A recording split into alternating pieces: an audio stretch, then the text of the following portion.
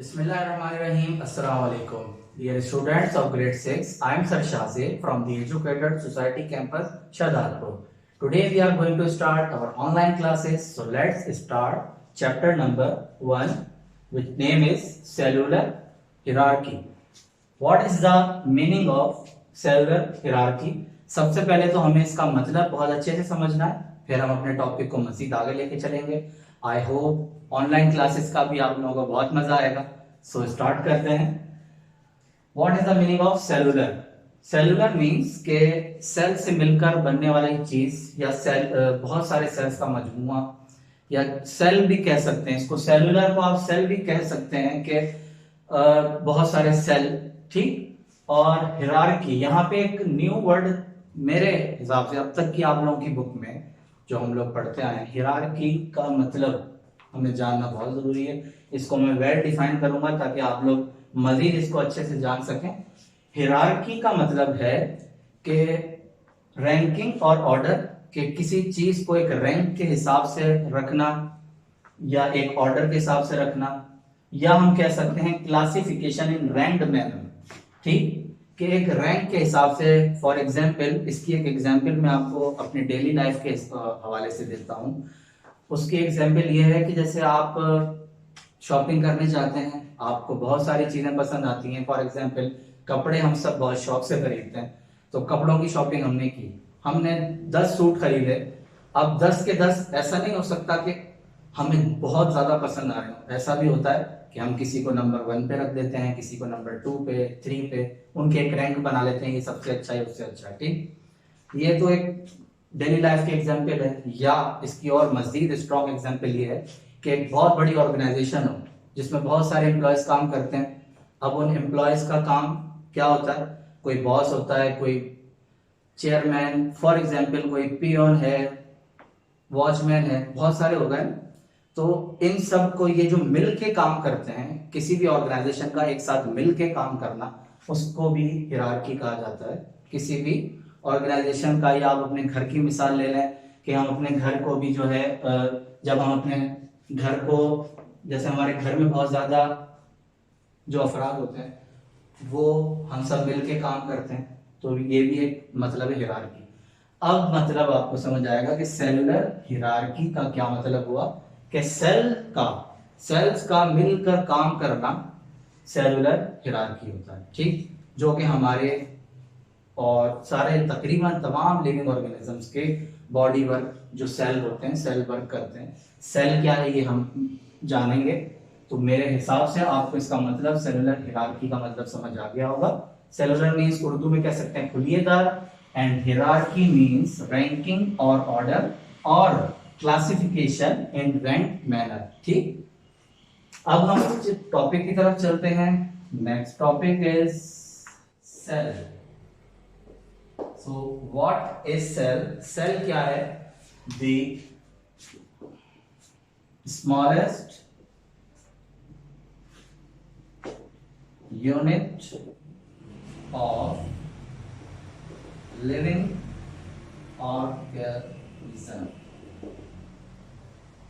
ठीक.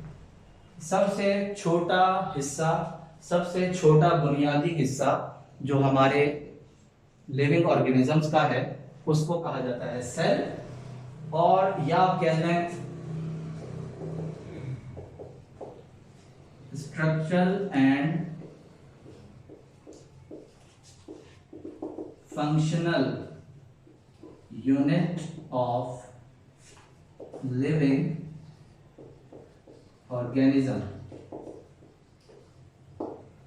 Structure and functional unit of living organism के जो है हमारा स्ट्रक्चर एंड फंक्शनल. स्ट्रक्चरल का मतलब है जो हमारी जिस्म की बनावट है, जो हमारी जिस्म की बनावट नजर आ रही है, हाथ, पांव, कान, आंख, सब. तो ये तो है हमारा एक स्ट्रक्चर. ठीक. ये तो हमारा एक स्ट्रक्चर बना हुआ है. इसका भी एक बुनियादी, जो जहां से शुरुआत है, जो बुनियादी हिस्सा है, जो सबसे छोटा हिस्सा है, वो सेल है. फंक्शनल यूनिट क्या है? फंक्शनल यूनिट को हम ऐसे देख सकते हैं कि हमारी बॉडी में बहुत सारे फंक्शंस हैं. मींस बहुत सारे हमारी बॉडी में वर्क होते हैं. ठीक. बहुत सारे फंक्शंस होते हैं हमारी बॉडी में. तो उनका भी एक बुनियादी हिस्सा सेल है। ठीक, cell is the structure and functional unit of living organism. अच्छा, इसकी एक मिसाल ऐसे भी है कि सेल का भी एक स्ट्रक्चर होता है और सेल का एक फंक्शन भी होता है। जिस तरह हमारी बॉडी को तवानाई की जरूरत है, ग़िज़ा की जरूरत है, हम रिप्रोड्यूस भी होते हैं, ठीक, हमारी एक शेप भी है, ठीक। तो ये सारी ये फंक्शंस और शेप स्ट्रक्चर, क्योंकि सेल के भी स्ट्रक्चर है, उसके भी एक पार्ट्स हैं, तो सेल के भी सेम टू सेम और हमारे भी। तो इसी वजह से हम इसको कह सकते हैं कि structure and functional unit of living organism. अब यहां पर थोड़ी सी हम एक बात करते हैं कि सेल की डिस्कवरी, कि सेल कब डिस्कवर हुआ, सेल को किसने डिस्कवर किया, ठीक। तो यहां पर है सेल को डिस्कवर किया रॉबर्ट हुक ने 1665 में। कि सेल डिस्कवर किसने किया? Robert Hooke 1665। उसने एक सिंपल अपनी बनाई हुई एक माइक्रोस्कोप के थ्रू सेल डिस्कवर किया और उसने जो डिस्कवर की उसने जो ऑब्जर्वेशन की, उसने इस तरह की एक शेप देखी, ठीक। तो उसने उसको नाम दिया कि ये हनीकॉम्ब है, शहद का छत्ता नहीं होता, शहद का छत्ता होता है, उसके इस तरह ही छोटे छोटे छोटे उसमें सुराख होते हैं। उसने उसको नाम दे दिया, इन छोटे छोटे सुराख को उसने देखते हुए उसको नाम दिया सेल्यूलोज, या सेल्यूलाई भी कह सकते हैं।